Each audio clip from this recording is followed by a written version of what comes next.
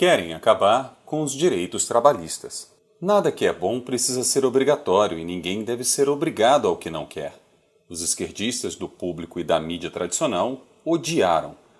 Então deve ser coisa boa. Este é o Visão Libertária, sua fonte de informações descentralizadas e distribuídas. Adorada por coletivistas e burocratas que acham que todo mundo usa o mesmo tamanho de calçado e que somos incapazes de escolher o que é melhor, a CLT, Consolidação das Leis Trabalhistas, aperta o calo das relações profissionais. A única coisa que faz é precarizar o trabalho. Como ela força as partes ao que elas não fariam se estivessem livres, provoca uma reação negativa em quem tem uma perda pecuniária. Se fosse voluntária, ajudaria a todos a vencerem no mercado, principalmente contra a concorrência do Estado. Como são imposições, surgem várias dificuldades, até para demitir, amargando encargos rescisórios. E como há regras que inspiram processos judiciais de trabalhadores contra empresas, todas as concorrentes tendem a abrir novas vagas com um menor salário, porque sabem que terão em algum momento que arcar com custas judiciais. E é claro que o discurso para essa injustiça é de que o trabalhador é hipossuficiente. Por isso, a balança dos tribunais trabalhistas sempre tem um lado mais baixo. 4 anos se passaram depois do puxadinho da reforma trabalhista do governo Temer, e o governo Bolsonaro encomendou um estudo para analisar seus resultados. Recebeu um documento de mais de 200 páginas, feito pelo Grupo de Altos Estudos do Trabalho, o GAET. O relatório propõe alterações pequenas, mas como já era de se esperar, a socialistada todas já as chamam de mudanças polêmicas. São 330 pontos de mudança na CLT, com 110 regras novas e 40 revogações. Convenhamos, deveriam propor extinção, mas isso é melhor do que nada. Os maiores chiliques da imprensa esquerdista foram pela liberação do trabalho aos domingos, proibição do acesso de motoristas de aplicativo aos direitos previstos na CLT, como 13º salário, férias e FGTS, a legalização do lockout e pela permissão de teletrabalho por demandas sem limite de tempo. Em específico, a liberação do trabalho aos domingos, com uma folga a cada 7 semanas, é considerada por especialistas, sempre eles, o ponto mais polêmico dessa reforma. Eles querem deixar a população trabalhar aos domingos? Hoje, somente as atividades já autorizadas ou reguladas por convenções ou acordos sindicais podem ser feitas aos domingos. O GAET é um grupo de ministros, desembargadores, magistrados da Justiça do Trabalho, pesquisadores, procuradores, economistas e advogados. Surgiu em 2019 para avaliar o mercado visando modernizá-lo. O documento declara que o estudo não representa a opinião do governo, mas foi elaborado sem a participação dos sindicatos ou de outros representantes. Isso deve ter irritado muito os coletivistas. Então, vamos dar uma olhada nos pontos mais polêmicos. Primeiro ponto: a liberação do trabalho aos domingos. A Constituição considera o domingo como sendo preferencialmente o dia de folga do trabalhador.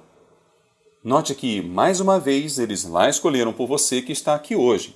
Deve ser que no domingão você deva parar para agradecer ao Estado por te proteger do patrão malvadão. E é tão óbvio quanto 2 e 2 são 4 que liberação libera, permite, deixa que neste dia quem quiser trabalhar onde se trabalha aos domingos, trabalhe. E mais, a regra ainda prevê uma folga a cada 7 semanas em média. É uma liberação. Como isso pode ser ruim? Liberar não significa obrigar.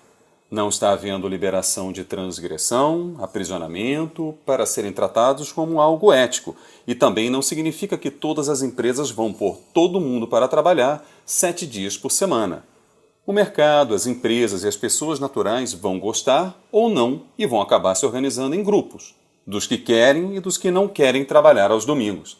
E também, a alteração da regra permite outra coisa óbvia: ser livre para negociar diretamente. E é incrível como o socialista entende liberação como algo negativo e obrigações como algo positivo. Ou é burrice ou é desonestidade. Depende da posição do esquerdista no mundo. Segundo ponto: motoristas e entregadores via aplicativo não poderiam ser contratados sob a CLT. Que absurdo! A proposta afasta o conceito de vínculo empregatício, que pela própria CLT nunca houve nesses casos. Está lá escrito para quem quiser ler que se há simultaneamente eventualidade e não há subordinação, onerosidade nem pessoalidade, não há vínculo.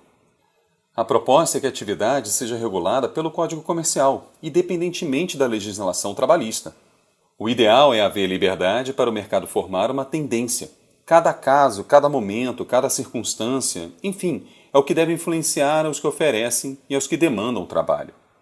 Terceiro ponto: teletrabalho sob demanda. Atualmente, pela Constituição, o trabalho à distância tem um limite de carga horária.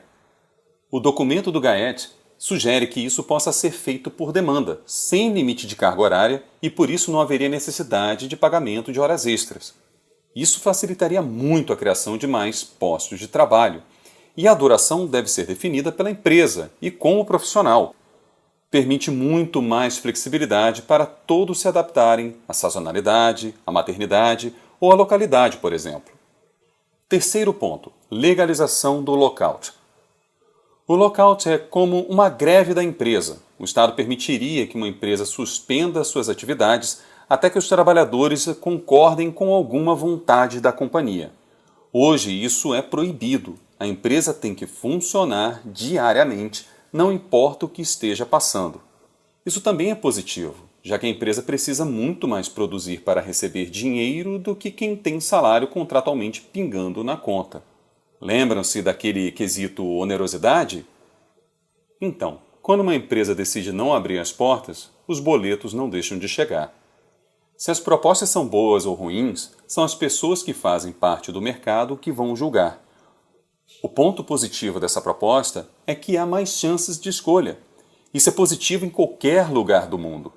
Uma empresa não passa a ser boazinha graças a uma lei estatal. Toda obrigação acaba inspirando um sentimento negativo e uma reação de autoproteção. Assim, a parte mais fraca da relação acaba saindo sempre prejudicada. Se não for o público de trabalhadores, é o público consumidor que vai pagar. E é o que o Peter sempre lembra: toda regra imposta a uma relação que deveria ser voluntária implica custo a uma das partes, normalmente a mais fraca. E o quarto e último ponto: desoneração da folha. A desoneração da folha de pagamento visa reduzir a contribuição patronal para a Previdência, das contribuições às entidades que fazem parte do Sistema S e do salário-educação. Ao ter que cumprir exigências legais, os processos seletivos precisam ficar cada vez mais restritos e específicos. Isso dificulta a entrada de pessoas no mercado de trabalho. Quando há mais facilidade para demitir, há também para contratar. É muito melhor ter que obedecer apenas às cláusulas do contrato negociado. Quando isso é possível para todos, a tendência em cada tipo de trabalho, serviço, produção seria haver uma adequação muito maior aos contextos de cada local, de cada mercado, de tudo mais, para que os custos das empresas fossem menores e os ganhos dos profissionais maiores. E afinal de contas, por que o Estado precisa participar disso, cobrando algo das partes, quando ele não tem nada que ver com as soluções que se oferecem aos consumidores? O resultado dessa intromissão faz as empresas repassarem as perdas aos preços finais. E coitado dos funcionários que não podem repassar suas perdas, tais como o FGTS, que nada mais é que um confisco temporário devolvido com desvalorização, a verba para o INSS, o imposto sindical, fora a obrigatoriedade de férias e o tal 13º salário. Se ele fosse voluntário de verdade, feito porque a empresa não quer perder o profissional para o concorrente, seria de fato um 13º salário e não o total dos 12 dividido por 13, o que é, aliás, a conta que qualquer empresa faz a abrir uma vaga aqui no Brasil. Ah, mas sem a CLT voltaríamos ao século XIX, ao trabalho precário. Não, meu caro coletivista. Basta olhar os Estados Unidos e tantos outros lugares onde há pouca ou quase nenhuma imposição nesse aspecto. E ainda há o absurdo do salário mínimo, que nada mais é do que o piso de remuneração para legalmente contratar um profissional. Isso impede, entre outras coisas, que muitos que iriam buscar adquirir experiência com um salário inicial menor o façam de fato, meramente porque as empresas precisam estar de acordo com a lei. E, claro, fugir de uma possível punição. Em todo lugar onde a cultura das relações de trabalho é mais livre e sem estigmas, o número de contratações é significativamente maior. E, é claro, com isso vem a possibilidade de maior remuneração. E ao contrário do que muitos acreditam, quem tem baixa qualificação não é beneficiado pelo aumento do salário mínimo, o que acaba incorrendo em maior dificuldade na sua recolocação, por exemplo. O salário mínimo de verdade deveria ser 0. Ah, mas se não houver a lei XYZ, não haveria o benefício ABC, pois o patrão é um grande explorador. Não, meu caro socialista. As empresas precisam mitigar custos, mas precisam reter funcionários que produzem mais. A lei trabalhista achata a variedade de relações de mercado. Toda tentativa de igualar sempre piora algo. Vamos lá, há mais prosperidade onde há mais igualdade ou mais desigualdade? Sempre que a riqueza de uma determinada sociedade aumenta, aumenta para os ricos, mas também para quem tem menos, para as classes menos abastadas. Eventualmente, a diferença entre eles cresce, mas o que importa é que o pobre saiu da pobreza. É como estar acima ou abaixo da água. O importante para viver é, no mínimo, poder respirar. No momento de aperto, estar longe ou perto da superfície é irrelevante. Ah, mas a inveja, ela sim, é a essência da cultura estatista. É preciso reduzir a desigualdade. Não, meu caro, é preciso reduzir a pobreza. E isso só se faz com mais liberdade, porque só assim se pode maximizar a geração de valor. No século XIX, o que se podia negociar era muito diferente e muito menos do que se pode negociar hoje em dia. Todas as condições de trabalho melhoraram porque o mundo todo melhorou. Só militante socialista, usando um dispositivo que jamais seria possível há 2 séculos atrás, diz o contrário. É por essas e por outras que não se vê interesse de quem está no local com menos regulação trabalhista em migrar para o local que tem mais regulação trabalhista. O vetor desse processo normalmente aponta para onde há mais facilidade, porque é onde é mais fácil arrumar emprego e mais fácil você ter uma melhor remuneração. A parte de alguns casos específicos de condições absurdamente ruins, muitas vezes no trabalho do campo, hoje em dia a vida é muito melhor. A economia em si é só um aspecto da liberdade.